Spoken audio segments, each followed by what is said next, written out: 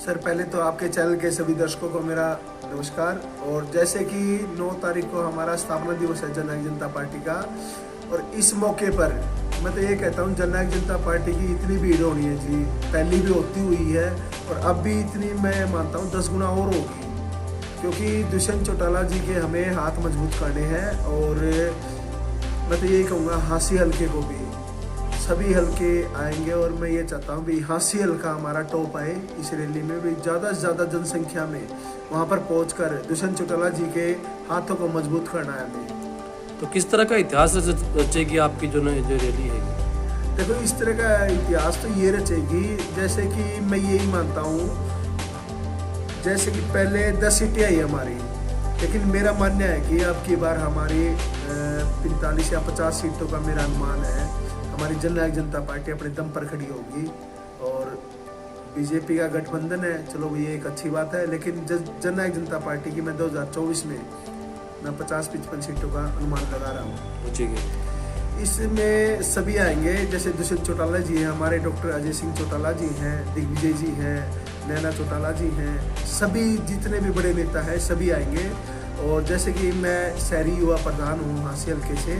और मैं भी सभी से यही विनती करता हूँ जितने ज़्यादा से ज़्यादा होंगे, क्योंकि दुष्यंत चौटाला जी हमारे युवा नेता हैं, और युवा नेता है, फिर आप ये लगाओ डिप्टी सीएम है,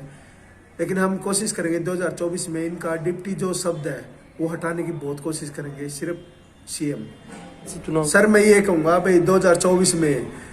देखो, जरूरी नहीं है जननायक जनता पार्टी एक ही उम्मीदवार का नाम ले, लेकिन अगर जननायक जनता पार्टी मुझ पर विश्वास करेगी 2024 में मेरे को टिकट देगी,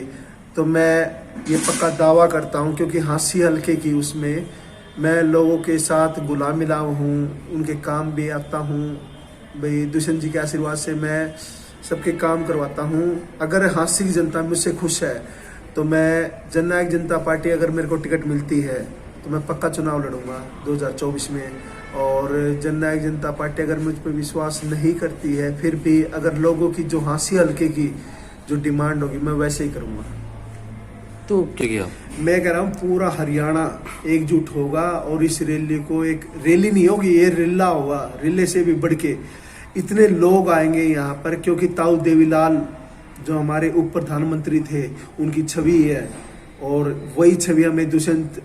की उसमें नजर आ रही है। दुष्यंत चौटाला हमें ताऊ देवीलाल का एक रूप दिखाई दे रहा है, क्योंकि आप ये देखो पहली बारी में 10 सीटें लेना बहुत ये बड़ी बात है, और डिप्टी सीएम बनना, जबकि लोगों ने गोडे तक रगड़ लिए हैं कुछ नहीं हुआ, लेकिन ये पहली बारी में डिप्टी सीएम बना है, और हमने आने वाले 2024 में सभी लोगों की मदद से इनका डिप्टी हटा देंगे और सीएम रखेंगे। तो रैली को लेकर आप गांव-गांव में गए भी होंगे जनसंपर्क अभियान के तहत, तो कितना आपको लोगों का समर्थन मिल रहा है? देखो मैंने गांव-गांव हमारी ड्यूटी लगी हुई थी, हम हल्के वाइज जा रहे थे गांव-गांव में, और शहर में भी गए हैं, तो हमें इतना उत्साह मिल रहा है जैसे कि ये एक त्योहार हो, त्योहार की तरह लोग मना रहे हैं। और उस दिन मैं कहता हूँ भिवानी का चक्का जाम ही हो जाएगा, इतनी भीड़ होगी वहाँ पे। तो आपकी तरफ से कितने समर्थक यहाँ पहुंचेंगे? सर मेरी तरफ से मेरा जितना भी सहयोग होगा हांसी हल्के को मैं खुद लेके जाऊंगा वहाँ पर। तो कितने बजे का समय रखा गया आपकी तरफ से? सर इसमें है ना 11 बजे टाइम वहाँ रखा है, लेकिन हम यहाँ से 10 बजे सारे इकट्ठे होकर रवाना हो जाएंगे भिवानी के लिए। तो आपका काफिला कहाँ से कितने गाड़ी लेके जाएगा सर काफिला तो क्या है, जैसे सबकी अलग अलग ड्यूटियां लगी हैं, राहुल मकड़ की अलग लगी है, मेरी अलग है, कर्ण सिंह देपड़ की अलग है, लेकिन मेरे हिसाब से मैंने 30 गाड़ी तो बोल रखा है, तो 300 बंदे तो मैं कम से कम लेके जाऊंगा, उससे अधिक तो अपने आप ही। मैं तो ये कह रहा हूँ भाई इस पार्टी में मुझे एक सौभाग्य मिल रहा है भाई, लोग खुद आ कह रहे हैं भाई मैं भी रैली में चलूँगा, मैं भी चलूँगा, लेकिन जो अदर पार्टियों की रैली होती है उसमें तो लोगों को भाई खिलाते पिलाते हैं, पैसे देते हैं जब लेके जाते हैं, लेकिन हमारी जननायक जनता पार्टी की एक ऐसी रैली होती है जो वर्कर खुद ये कहता है भाई मैं भी चलूँगा।